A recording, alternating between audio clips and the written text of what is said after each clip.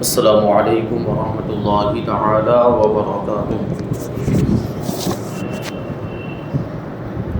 نحمده ونصلي ونسلم على رسوله الكريم اما بعد فاعوذ بالله من الشیطان الرجیم بسم اللہ الرحمن الرحیم ان اللہ وملائکته یصلون علی النبی یا ایها الذین آمنوا صلوا علیہ وسلموا تسلیما۔ اللهم صل على سيدنا ومولانا محمد معدن الجود والكرم وآله الكرام وابنه الكريم وبارك وسلم صلاة وسلاما عليك يا رسول الله صلى الله تعالى عليك وسلم۔ حدیث نمبر 29، یہ حدیث پاک اس سے پہلے والے درس کے آخر میں بھی میں نے سنائی تھی اور اس کا ترجمہ بھی سنایا تھا۔ ایک بار پھر سے ہم اس کو شامل کر لیتے ہیں۔ عن ابی بردہ قال قدمت المدینہ فلقینی عبداللہ ابن السلام فقال لی انطلق الى المنزل فاسقیک فی قدح شرب فیہ رسول اللہ صلی اللہ علیہ وسلم وتصلی فی مسجد صلی فیہ النبی صلی اللہ علیہ وسلم فانطلقت معه فاسقانی سویقا واطعمنی تمرا وصلیت فی مسجدہ۔ حضرت ابو بردہ رضی اللہ تعالی عنہ سے روایت ہے، انہوں نے کہا کہ میں مدینے میں آیا تو مجھ سے حضرت عبداللہ ابن سلام رضی اللہ تعالی عنہ نے ملاقات کی، پھر فرمایا کہ تم گھر چلو، میں تم کو اس پیالے میں کچھ پلاؤں گا جس پیالے میں رسول اللہ صلی اللہ علیہ وسلم نے پیا تھا، اور تم اس مسجد میں نماز پڑھو گے جس میں نبی کریم صلی اللہ علیہ وسلم نے نماز پڑھی تھی۔ چنانچہ میں ان کے ساتھ گیا تو انہوں نے مجھ کو اس پیالے میں ستو پلایا۔ ستو آپ لوگ جانتے ہیں، چنے کا آٹا اور اس میں کچھ دوسرے آٹے ملائے جاتے ہیں، اس سے یہ بنایا جاتا ہے، اس کو پانی میں بھگو کر اور چینی شامل کر کے استعمال کیا جاتا ہے۔ تو حضرت عبداللہ ابن سلام نے حضرت ابو بردہ کو ستو پلایا، اور میں نے یعنی حضرت ابو بردہ کہتے ہیں کہ میں نے ان کی مسجد میں نماز بھی پڑھی، یعنی مسجد نبوی میں۔ حضرت ابو بردہ رضی اللہ تعالی عنہ کا نام عامر ہے، یہ بہت ہی مشہور تابعی ہیں اور ایک مشہور صحابی رسول حضرت ابو موسیٰ اشعری رضی اللہ تعالی عنہ کے فرزند ہیں۔ یہ حدیث میں اپنے والد اور حضرت علی رضی اللہ تعالی عنہ وغیرہ دوسرے جلیل القدر صحابہ کے شاگرد ہیں۔ قاضی شریح کے بعد یہ کوفہ کے قاضی بنائے گئے، اور یہاں قاضی سے مراد شریعت کے فیصلے کرنے والا، شریعت کے مطابق حکم کو نافذ کرنے والا۔ مگر عبد الملک ابن مروان کے گورنر حجاج ابن یوسف ظالم نے ان کو معزول کر دیا تھا۔ اس حدیث پاک میں حضرت عبداللہ ابن سلام کا بھی نام آیا۔ یہ بہت ہی نامور اور مشہور صحابی ہیں، یہ یہودیوں کے سب سے بڑے عالم اور توریت اور انجیل کے بہت بڑے ماہر تھے۔ مدینہ منورہ کے ہی باشندے تھے، مدینہ میں ہی مشرف با اسلام ہوئے، اور یہودی ان کے بہت بڑے دشمن ہو گئے تھے، کیونکہ یہ یہودیوں کے اکثر خود ساختہ مسائل کے ڈھول کا پول کھول دیا کرتے تھے۔ یعنی یہودیوں نے جو اپنی طرف سے باتیں گڑھ لی تھی، اپنی طرف سے جو چیزیں بنا لی تھی، یہ حضرت عبداللہ ابن سلام رضی اللہ تعالیٰ عنہ چونکہ آسمانی کتابوں کے عالم تھے، توریت اور انجیل کے عالم تھے، ان کو پتہ چل جاتا تھا کہ انہوں نے کیا اپنی طرف سے بنایا، کیا گڑھ لیا ہے، تو ان فرضی باتوں کا یہ پول کھول دیا کرتے تھے۔ اس لیے یہودی حضرت عبداللہ ابن سلام رضی اللہ تعالیٰ عنہ کے دشمن ہو گئے تھے۔ حضور پاک صلی اللہ علیہ وسلم نے ان کو جنت کی بشارت بھی عطا فرمائی تھی۔ 43 ہجری کے سال میں مدینہ منورہ میں آپ کا وصال ہوا۔ محدث عبد الرزاق نے اس حدیث کو اس طرح بیان کیا ہے کہ حضرت ابو بردہ کے والد حضرت ابو موسیٰ اشعری رضی اللہ تعالی عنہ نے خاص طور پر حضرت ابو بردہ کو مدینہ منورہ میں حضرت عبداللہ ابن سلام کی خدمت میں علم حاصل کرنے کے لیے بھیجا تھا۔ چنانچہ جب حضرت عبداللہ ابن سلام سے ان کی ملاقات ہوئی تو انہوں نے مرحبا کہا، یعنی خوش آمدید کہا، ان کا استقبال کیا، اور پھر فرمایا کہ تم میرے مکان پر چلو، میں تمہاری اس شان کے ساتھ مہمان نوازی کروں گا کہ میں تم کو اس مقدس پیالے میں کچھ پلاؤں گا جس میں حضور رحمت عالم صلی اللہ علیہ وسلم نے پانی نوش فرمایا تھا، اور تم میری مسجد میں نماز پڑھو گے جس میں حضور پاک صلی اللہ علیہ وسلم نے نماز پڑھی تھی، اور یہ ظاہر سی بات حضرت عبداللہ ابن سلام اس کو بیان کر رہے ہیں، یعنی فخریہ طور پر بیان کرتے ہیں، اس سے پتہ چلتا ہے کہ ان کی نگاہوں میں ان چیزوں کی کیا اہمیت تھی۔ نبی پاک صلی اللہ علیہ وسلم کا پیالہ ان کے نزدیک کتنا متبرک ہوگا کہ مہمان بھی جب آتے ہیں تو اس پیالے میں برکت حاصل کرنے کی نیت سے مہمان کو بھی کچھ نہ کچھ پلایا جاتا ہے، تو یہ اس پیالے سے برکت حاصل کرنا اس سے ثابت ہوتا ہے۔ اور نبی پاک صلی اللہ علیہ وسلم کی وہ مسجد بھی کتنی مبارک ہے، مسجد نبوی، جس میں نبی پاک صلی اللہ علیہ وسلم نماز پڑھا کرتے تھے، تو بعد میں صحابہ کرام بھی اپنے مہمانوں کو خاص طور پر مسجد نبوی میں لے کر جاتے تھے تاکہ وہ بھی وہاں پر نماز پڑھے اور ان کو بھی اس مسجد مبارک کی برکتیں حاصل ہو جائے۔ چنانچہ جب حضرت ابو بردہ ان کے مکان پر گئے تو انہوں نے کھجور کھلا کر اسی متبرک پیالے میں ستو گھول کر پلایا۔ اس حدیث پاک سے ثابت ہوتا ہے کہ حضور پاک صلی اللہ علیہ وسلم کے تبرکات کی تعظیم و تکریم اور ان کے ساتھ والہانہ محبت یہ صحابہ کرام کا مقدس طریقہ ہے۔ چنانچہ احادیث سے ثابت ہے کہ حضرات صحابہ کرام ہر اس چیز کی تعظیم اور احترام کرتے تھے جس کو حضور پاک صلی اللہ علیہ وسلم سے کوئی نسبت اور کوئی تعلق ہو۔ بخاری شریف میں مذکور ہے کہ حضرت محمد ابن سیرین مشہور با کرامت تابعی محدث نے حضرت عبیدہ محدث سے کہا کہ میرے پاس حضور نبی کریم صلی اللہ علیہ وسلم کے چند منہ مبارک ہیں، یعنی بال مبارک ہیں۔ حضرت محمد ابن سیرین نے کہا، یہ مشہور تابعی ہیں اور ان کو امام المعبرین بھی کہا جاتا ہے، یہ خوابوں کی تعبیر کے امام تھے، خوابوں کی تعبیر بیان کیا کرتے تھے۔ حضرت محمد ابن سیرین یہ کہتے ہیں کہ میرے پاس نبی پاک صلی اللہ علیہ وسلم کے چند منہ مبارک ہیں۔ اور کن سے کہا؟ حضرت عبیدہ سے کہا۔ تو جو حضرت محمد ابن سیرین کہتے ہیں کہ وہ چند منہ مبارک ہمیں کہاں سے حاصل ہوئے؟ وہ کہتے ہیں کہ حضرت انس ابن مالک صحابی رسول کے گھر والوں نے مجھے عطا کیے تھے، یعنی حضرت انس ابن مالک کے گھر والوں کے ذریعے سے وہ منہ مبارک یعنی حضور کے بال مبارک مجھ تک پہنچے ہیں۔ تو یہ سن کر حضرت عبیدہ نے کہا کہ اگر میرے پاس ان مقدس بالوں میں سے ایک بال بھی ہوتا تو وہ میرے نزدیک تمام دنیا اور ما فیہا سے بڑھ کر محبوب ہوتا، یعنی دنیا اور دنیا کی ساری چیزوں سے مجھے وہ محبوب ہوتا بال مبارک۔ دیکھیے یہ صحابہ کرام اور تابعین کے نزدیک منہ مبارک کی کیا اہمیت ہے۔ حضرت انس رضی اللہ تعالی عنہ کا بیان ہے کہ جب حضور پاک صلی اللہ علیہ وسلم نے حجۃ الوداع کے موقع پر مینا میں اپنے سر کے بال اتروائے، جو حضور نے آخری حج فرمایا تھا، اپنی زندگی کا آخری حج، اس کو حجۃ الوداع کہا جاتا ہے، اس موقع پر میدان مینا میں نبی پاک صلی اللہ علیہ وسلم نے اپنے بال مبارک اتروائے تھے۔ تو سب سے پہلے حضرت ابو طلحہ نے حضور پاک صلی اللہ علیہ وسلم کے مقدس بالوں کو بطور تبرک لے لیا تھا، اپنے پاس محفوظ کر لیا تھا، اور دوسرے صحابہ کرام نے بھی ان بالوں کو لے کر اپنے پاس بطور تبرک محفوظ کر لیا تھا۔ یہ وہی منہ مبارک ہیں جو ہوتے ہوتے ہم تک پہنچے ہیں، اور یہ ہمارے لیے قابل تعظیم ہے، اور صحابہ کرام کے اس عمل سے یہ بات ثابت ہوتی ہے کہ منہ مبارک میں برکت ہے، اس سے برکتیں حاصل ہوتی ہیں، اور صحابہ کرام بھی اس سے برکتیں حاصل کرتے تھے۔ اسی طرح صحابہ کرام حضور پاک صلی اللہ علیہ وسلم کے کپڑوں کو بھی انتہائی معظم اور متبرک سمجھتے تھے۔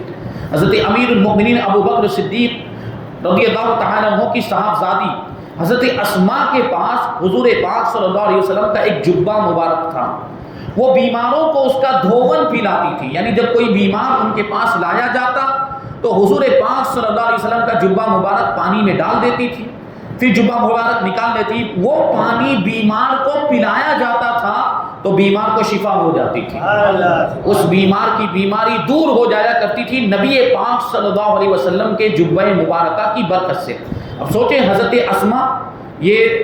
صحابیہ ہیں، حضرت سیدنا صدیق اکبر رضی اللہ تعالی عنہ کی صاحبزادی، ان کا یہ عمل ہے، تو تبرکات کی اہمیت کیا ہے، اس کی شرعی حیثیت کیا ہے، وہ اس حدیث پاک سے ثابت ہوتی ہے کہ صحابہ کرام بھی تبرکات سے برکتیں حاصل کرتے تھے۔ اور مسلم شریف میں ہے کہ حضرت خالد بن ولید رضی اللہ تعالیٰ عنہ اپنی ٹوپی میں حضور پاک صلی اللہ علیہ وسلم کے منہ مبارک کو تبرکن رکھتے تھے، یعنی برکت حاصل کرنے کے لیے حضور کے بال مبارک اپنی ٹوپی میں رکھتے تھے، اور ہر میدان جنگ میں، ہر جنگ کے موقع پر وہ ٹوپی آپ زیب سر فرمایا کرتے تھے، یعنی پہنا کرتے تھے، اور فرماتے تھے کہ ہر جنگ میں انہی مقدس بالوں کی برکت سے مجھے فتح و نصرت حاصل ہوتی ہے۔ بخاری شریف میں متعدد جگہوں پر یہ حدیث ہے کہ صحابہ کرام حضور پاک صلی اللہ علیہ وسلم کے غسالے اور وضو کو لوٹ لیتے تھے، یعنی وضو کا بچا ہوا پانی جس کو عربی میں وضو کہا جاتا ہے، تو صحابہ کرام وہ وضو کے بچے ہوئے پانی کو حضور پاک صلی اللہ علیہ وسلم کے اعضاء سے جو پانی گرتا تھا اس پانی کو بھی برتنوں میں جمع کر لیتے تھے، اپنے ہاتھوں پر لے لیتے اور اس پانی کو اپنے چہرے پر لگا لیتے تھے، اپنے بدن پر لگا لیا کرتے تھے برکت حاصل کرنے کی نیت سے، کیونکہ وہ جانتے تھے کہ یہ حضور پاک صلی اللہ علیہ وسلم کے جسم مبارک سے گرا ہوا پانی ہے، یقیناً اس میں برکت ہے، یہ ہمارے لیے تبرک کی حیثیت رکھتا ہے، اور اس انداز میں اس کو حاصل کرتے تھے۔ حضرت عروہ ابن مسعود ثقفی کا واقعہ آپ نے سنا ہے، اس سے پہلے جمعہ کے اندر میں نے بیان کیا تھا کہ ایسا لگتا تھا صحابہ کرام کو دیکھ کر کہ حضور پاک صلی اللہ علیہ وسلم کے وضو کے بچے ہوئے پانی کو حاصل کرنے کے لیے آپس میں لڑ پڑیں گے، حضور کے منہ مبارک کو حاصل کرنے کے لیے ایسا محسوس ہوتا تھا کہ آپس میں ان کے جھگڑا ہو جائے گا، جس کو حضور پاک صلی اللہ علیہ وسلم کا غسالہ مل جاتا، وضو کا بچا ہوا پانی مل جاتا، وہ اپنے چہرے پر لگا لیتا، اپنے جسم پر لگا لیتا، اور جس کو نہیں ملتا تھا وہ اپنے بھائی کے ہاتھ سے تری لے لیتا تھا، یعنی دوسرے صحابی کو پانی حاصل ہو گیا ہوتا تو ان کے ہاتھ میں جو پانی کی تری ہوتی اسی پر اپنا ہاتھ مس کر لیتا اور اس کو اپنے چہرے اور بدن پر لگا لیا کرتا تھا۔ یہ صحابہ کرام کا پیارا طریقہ، برکت کے لیے وہ اپنے چہروں پر حضور پاک صلی اللہ علیہ وسلم کے غسالے کو لگاتے تھے۔ اسی طرح حضور پاک صلی اللہ علیہ وسلم کے لعاب دہن اور کھنکھار کو بھی صحابہ کرام زمین پر گرنے نہیں دیتے تھے، بلکہ اپنے ہاتھوں میں لے کر اپنے چہرے اور آنکھوں پر مل لیا کرتے تھے۔ حضرت انس رضی اللہ تعالیٰ عنہ نے یہ وصیت فرمائی تھی کہ میری موت کے بعد میرے بدن اور کفن میں وہی خوشبو لگائی جائے جس میں حضور پاک صلی اللہ علیہ وسلم کا پسینہ ملا ہوا ہے۔ اور اس طرح کی بہت ساری حدیثیں ہیں جن کو علامہ شوکانی نے نیل الاوطار میں ذکر فرمایا، اور آخر میں یہ لکھا ہے قد استدل الجمہور بصحبه صلی اللہ علیہ وسلم علی جابر وتقریرہ الصحابہ علی التبرک بوضوئہ۔ حضور پاک صلی اللہ علیہ وسلم نے حضرت جابر پر اپنے وضو کا پانی ڈالا اور صحابہ کرام نے جو حضور کے غسالہ اور وضو کو اپنے جسموں پر ملا، اور حضور پاک صلی اللہ علیہ وسلم نے اس سے منع نہیں فرمایا، تو اس سے جمہور علماء نے یہ استدلال کیا ہے، یعنی یہ دلیل اس حدیث کو بنایا ہے کہ حضور پاک صلی اللہ علیہ وسلم کے وضو کے پانی کو تبرک بنانا چاہیے، اور اس میں یقیناً برکت بھی ہے، یہ صحابہ کرام کے طریقے سے ثابت ہے۔ بہرکیف حضور پاک صلی اللہ علیہ وسلم کے تمام تبرکات کی تعظیم کرنی چاہیے اور ان کو متبرک یعنی برکت والا سمجھ کر ان کا ادب و احترام بھی کرنا چاہیے۔ اور الحمدللہ ہم اہل سنت و جماعت ہیں اور ہمارے معمولات میں یہ چیز شامل ہے کہ ہم حضور پاک صلی اللہ علیہ وسلم کے تبرکات کی زیارت بھی کرتے ہیں، خاص طور پر منہ مبارک کی ہم زیارت بھی کرتے ہیں، اس کا ادب و احترام بھی کرتے ہیں اور اس کی برکتیں بھی حاصل کرتے ہیں۔ دیکھیں منہ مبارک کی زیارت کے بارے میں کہتے ہیں اس زمانے میں بھی جن بالوں اور جبے کے بارے میں مشہور ہے کہ یہ حضور پاک صلی اللہ علیہ وسلم کا منہ مبارک ہے اور جبہ شریف ہے، ہرگز نہ ان کی تکذیب کرنی چاہیے، نہ توہین اور بے ادبی کرنی چاہیے، یعنی کہیں پر منہ مبارک ہو، کہیں پر جبہ شریف ہو اور اس کے بارے میں یہ مشہور ہو کہ یہ حضور پاک صلی اللہ علیہ وسلم کے بال مبارک ہے، یہ حضور پاک صلی اللہ علیہ وسلم کا جبہ شریف ہے، تو اس کو جھٹلانا نہیں چاہیے، اس کا انکار نہیں کرنا چاہیے اور اس کی توہین بھی نہیں کرنی چاہیے۔ کیوں؟ بلکہ کہتے ہیں کہ انتہائی والیانہ عقیدت کے ساتھ ان کو تبرک سمجھ کر ان کی زیارت کرنی چاہیے، کیونکہ دو حال سے خالی نہیں، یا تو یہ حقیقت میں ہی حضور پاک صلی اللہ علیہ وسلم کے منہ مبارک ہوں گے یا نہیں ہوں گے۔ اگر یہ حقیقت میں حضور پاک صلی اللہ علیہ وسلم کے منہ مبارک ہے جیسا کہ مشہور ہے، تو ظاہر ہے کہ ان کی تکذیب یا توہین اور تنقیص سے آدمی یقیناً قہر قہار اور غضب جبار میں گرفتار ہو جائے گا، یعنی انکار کرنے والا، تکذیب کرنے والا اللہ تبارک و تعالیٰ کے عذاب کا اور اللہ تبارک و تعالیٰ کی ناراضی کا حقدار ہو جائے گا۔ اگر حقیقت میں وہ حضور کے منہ مبارک ہیں یا حقیقت میں وہ حضور کے تبرکات ہیں، تو انکار کرنے والے کو یہ وبال بھگتنا پڑے گا کہ توبہ نعوذ باللہ، وہ حضور پاک صلی اللہ علیہ وسلم کے مقدس بال کی توہین کے وبال میں پڑ گیا۔ اور اگر حقیقت میں یہ حضور پاک صلی اللہ علیہ وسلم کے بال مبارک نہیں ہیں بلکہ لوگوں نے خواہ مشہور کر دیا ہے، تو بھی اس کی تعظیم و تکریم کرنے میں کوئی دینی نقصان نہیں ہے، بلکہ نیک نیتی اور عقیدت کی بنیاد پر ثواب ہی کی امید ہے، کیونکہ عمل کے ثواب کا دار و مدار نیت پر ہوتا ہے، اور اللہ تبارک و تعالیٰ اپنے بندوں کی نیک نیتوں کا جاننے والا ہے اور ان کے اعمال کو دیکھنے والا ہے۔ یعنی جس تبرک کے بارے میں مشہور ہو کہ یہ حضور کا تبرک ہے، ہمیں اس کی تعظیم کرنی چاہیے، جبکہ ہمیں تحقیق کے ساتھ معلوم نہ ہو۔ یہ ممکن ہے کہ کسی کو یقین کے ساتھ معلوم ہو جائے، شرعی دلیل کے ساتھ معلوم ہو جائے، تحقیق کے ساتھ معلوم ہو جائے کہ یہ حضور پاک صلی اللہ علیہ وسلم کا بال مبارک نہیں ہے، یا یہ حضور پاک صلی اللہ علیہ وسلم کا جبہ شریف نہیں ہے، تو اس کے لیے انکار کرنے کی گنجائش ہوتی ہے۔ لیکن عام طور پر کسی کو پتہ نہیں ہوتا، عام طور پر تحقیق کے ساتھ اور شرعی دلیل کے ساتھ کسی کو یہ چیز معلوم نہیں ہوتی کہ یہ جو منہ مبارک جن کے بارے میں کہا جا رہا ہے کہ یہ حضور پاک صلی اللہ علیہ وسلم کے منہ مبارک ہیں یا دوسرے تبرکات ہیں، ان کے بارے میں یقین کے ساتھ معلوم نہیں ہوتا ہے، تو ان کو حضور پاک صلی اللہ علیہ وسلم کے تبرکات سمجھ کر ہی ان کی تعظیم اور تکریم کرنا چاہیے، اور ان کو جھٹلا کر اپنے سر پر اس کا وبال نہیں لینا چاہیے۔ اب اس بارے میں حضرت مصنف علیہ رحمہ علامہ عبد المصطفیٰ اعظمی رحمۃ اللہ تعالی علیہ اپنا ایک واقعہ بیان کرتے ہیں کہ لوگ انکار کر دیتے ہیں، تو انکار کر دیتے ہیں تو ان کو کیسے سمجھایا جائے۔ ان کے پاس بھی ایک آدمی ایسا آیا تھا جو حضور پاک صلی اللہ علیہ وسلم کے منہ مبارک کا منکر تھا، تو انہوں نے اس کو کیسے سمجھایا۔ احمد آباد کا واقعہ میں نے عرض کیا تھا کہ حضرت علامہ عبد المصطفیٰ اعظمی رحمۃ اللہ تعالی علیہ گجرات میں بھی رہ چکے ہیں، دھوراجی میں بھی رہ چکے ہیں، اور احمد آباد میں حضرت شاہ عالم رحمۃ اللہ تعالی علیہ کے نام سے جو منسوب دارالعلوم ہے، دارالعلوم حضرت شاہ عالم رحمۃ اللہ تعالی علیہ، جمال پور میں یہ دارالعلوم موجود ہے، اس میں پڑھاتے تھے حضرت علامہ عبد المصطفیٰ اعظمی۔ یہ اس وقت کا واقعہ ہے۔ فرماتے ہیں کہ اس سلسلے میں احمد آباد کا ایک واقعہ میری زندگی کی ایک ناقابل فراموش داستان ہے۔ 12ویں شریف کے مہینے میں عام طور پر احمد آباد میں بہت سی جگہوں پر منہ مبارک کی زیارت کرائی جاتی ہے، ہمارے یہاں بھی کرائی جاتی ہے الحمدللہ۔ ایک مرتبہ غالباً دلی چکلا یا کسی دوسرے محلے میں کسی جگہ منہ مبارک کی زیارت کا جلسہ تھا، پروگرام تھا، لوگ زیارت کر رہے تھے کہ اچانک ایک وہابی عقیدے کا نوجوان اکڑ گیا۔ ان کا تو معاملہ ہے، ایسی چیزوں کا انکار کرتے ہیں وہابی، تو وہ اکڑ گیا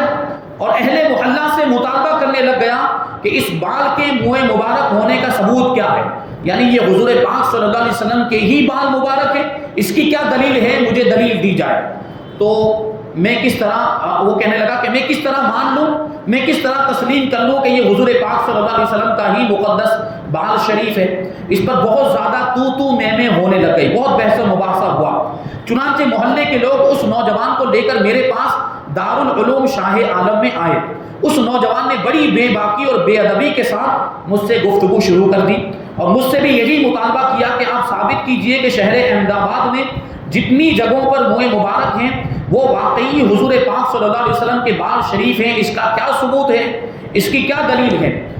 اس وقت قدرتی طور پر مجھے یہ جواب سمجھ میں آیا کہ میں نے اس سے انتہائی نرمی اور محبت والے لہجے میں پوچھا کہ تمہارا نام کیا ہے؟ اس نے کہا کہ میرا نام عبد القادر ہے۔ پھر میں نے پوچھا کہ تمہارے والد کا نام کیا ہے؟ تو اس نے کہا کہ عبداللہ بھائی۔ تو یہ ہمارے یہاں پہ رواج ہے، باپ کا نام بتاتے اس کے ساتھ بھائی نام جوڑ کر بولتے ہیں، جبکہ بیٹا اپنے باپ کو بھائی کیوں بولے گا؟ تو اس نے کہا عبداللہ بھائی نام ہے میرے والد کا۔ تو حضرت عبد المصطفیٰ اعظمی فرماتے کہ میں 1 منٹ خاموش رہا، پھر میں نے اس سے پوچھا کہ کیا تم عبداللہ بھائی کے بیٹے ہو؟ اس نے کہا جی ہاں۔ پھر میں 1 منٹ خاموش رہا، پھر میں نے اس سے پوچھا کہ کیا تم عبداللہ بھائی کے ہی بیٹے ہو؟ یعنی 2-3 مرتبہ ایک ہی سوال پوچھا۔ میرے اس سوال پر وہ بھڑک اٹھا اور چلا کر کہا کہ کیا آپ بار بار مجھ سے یہی ایک سوال کیوں کر رہے ہیں کہ تم عبداللہ بھائی کے ہی بیٹے ہو؟ میں چپ رہا، میں نے کچھ نہیں کہا۔ جب اس کا غصہ بہت تیز ہو گیا تو میں نے کہا کہ میں نہیں مانتا کہ تم عبداللہ بھائی کے بیٹے ہو، میں نہیں مانتا کہ تم عبداللہ بھائی کے بیٹے ہو، تمہارے پاس کیا ثبوت ہے کہ تم عبداللہ بھائی کے بیٹے ہو؟ بات سمجھ میں آئی؟ دلیل پیش کرو، میں کیسے مان لوں کہ تم عبداللہ بھائی کے بیٹے ہو؟ جب تک تم اس کا ثبوت پیش نہیں کرو گے میں ہرگز تم کو عبداللہ بھائی کا بیٹا نہیں مان سکتا۔ یہ سن کر وہ خاموش ہو گیا۔ اب میں نے ڈانٹ کر اور تڑپ کر کہا کہ بولتے کیوں نہیں، کیا ثبوت ہے تمہارے پاس کہ تم عبداللہ بھائی کے بیٹے ہو؟ پھر بھی وہ چپ ہی رہا، مگر اس کا چہرہ اتر گیا۔ میں نے جب محسوس کر لیا کہ یہ اب لاجواب ہو چکا ہے تو میں نے خود اس سے کہا کہ بھائی اس کے سوا تمہارے پاس اور کیا ثبوت ہے کہ تمہاری ماں نے تمہیں بتایا ہے کہ تم عبداللہ کے بیٹے ہو؟ تمہاری ماں کے بتانے سے تم جانتے ہو کہ تم عبداللہ کے بیٹے ہو. تمہاری ماں کے سوا تمہارے عبداللہ کا بیٹا ہونے پر دنیا بھر میں نہ کوئی گواہ ہے نہ کوئی ثبوت ہے. ایک ہی عورت ہے، ایک ہی خاتون ہے جس نے تمہیں بتایا ہے، مگر تم محض اپنی ماں کے کہنے پر عبداللہ کے باپ ہونے کا اتنا پکا یقین رکھتے ہو کہ خانہ کعبہ کے اندر سر پر قرآن رکھ کر بھی تم یہی کہو گے کہ میں عبداللہ کا بیٹا ہوں. کہو گے؟ اس نے کہا ہاں. تو عزیز من، فقط ایک عورت کے کہہ دینے سے تم نے مان لیا اور یقین کر لیا کہ تمہارا باپ عبداللہ ہے. تو آج سینکڑوں برس سے ہزاروں لاکھوں انسان یہ کہتے چلے آئے ہیں کہ احمد آباد کے تمام منہ مبارک یہ حضور پاک صلی اللہ علیہ وسلم کے بال شریف ہے. تو اگر ہم لوگ اس بات کا یقین کر لیں کہ یہ حضور پاک صلی اللہ علیہ وسلم کے ہی مقدس بال ہیں تو اس میں اعتراض کی کیا وجہ ہے؟ پھر اس میں اعتراض کی کیا گنجائش ہے؟ ایک عورت تو جھوٹ بول سکتی ہے، مگر سینکڑوں برس کے ہزاروں لاکھوں مسلمانوں کے بارے میں یہ کیوں کر باور کیا جا سکتا ہے، یعنی یقین کیا جا سکتا ہے کہ یہ سب جھوٹے ہیں؟ یعنی ہزاروں لاکھوں لوگ کیسے جھوٹ بول سکتے ہیں؟ میری یہ جذبات سے بھری ہوئی گفتگو سن کر وہ اس قدر متاثر ہوا کہ وہ رو پڑا، یہاں تک کہ وہ میرے گھٹنوں پر سر رکھ کر رونے لگ گیا اور کہا کہ حضور میں توبہ کرتا ہوں کہ اب کبھی بھی میں ان مقدس بالوں کی تکذیب یا توہین و تنقیص نہیں کروں گا. اور مجھے یقین ہو گیا کہ واقعی ہزاروں لاکھوں مسلمانوں کی بات جھوٹ اور غلط نہیں ہو سکتی ہے. اس کے بعد وہ نوجوان کہنے لگا کہ حضور لیکن ایک شبہ میرے دل میں اور ہے، ایک شک اور ہے جو کانٹے کی طرح کھٹک رہا ہے، اس کے بارے میں بھی حضور کچھ روشنی ڈالیں تو میں بہت ممنون ہوں گا، یعنی آپ کا شکریہ ادا کروں گا، شاید میرا یہ شبہ بھی دور ہو جائے. میں نے کہا کہ وہ شبہ کیا ہے؟ تو وہ کہنے لگا کہ رحمت عالم صلی اللہ علیہ وسلم کو اس دنیا سے تشریف لے گئے 1350 برس ہو گئی ہے، اس زمانے کی بات ہے، اب تو 1400 سال ہو گئے. تو اس طویل مدت میں، اتنے لمبے زمانے میں بال تو بال، کوئی ہڈی بھی اپنی حالت پر بدستور قائم نہیں رہ سکتی. کیا کوئی بال 1350 برس تک بغیر گلے سڑے جیوں کا تو اپنی حالت پر باقی رہ سکتا ہے؟ اسی حالت پر باقی رہ سکتا ہے جس حالت پر وہ پہلے تھا. تو مان لیا جائے کہ اگر یہ حضور پاک صلی اللہ علیہ وسلم کے منہ مبارک ہیں تو 1350 برس کے بعد بھی، 1400 برس کے بعد بھی اسی حالت پر کیسے باقی ہے؟ اس میں کوئی تبدیلی کیوں نہیں آئی؟ دوسرے کسی کا بال ہوتا، اگر کسی عام انسان کا بال ہوتا تو 100-200 سال میں وہ سڑ جاتا، گل جاتا، ختم ہو جاتا. تو حضرت عبد المصطفیٰ اعظمی کہتے ہیں کہ میں نے چمکار کر اس کو جواب دیا کہ بیٹا تم بالکل ٹھیک کہتے ہو، میرے اور تمہارے بال 1350 برس تو کیا،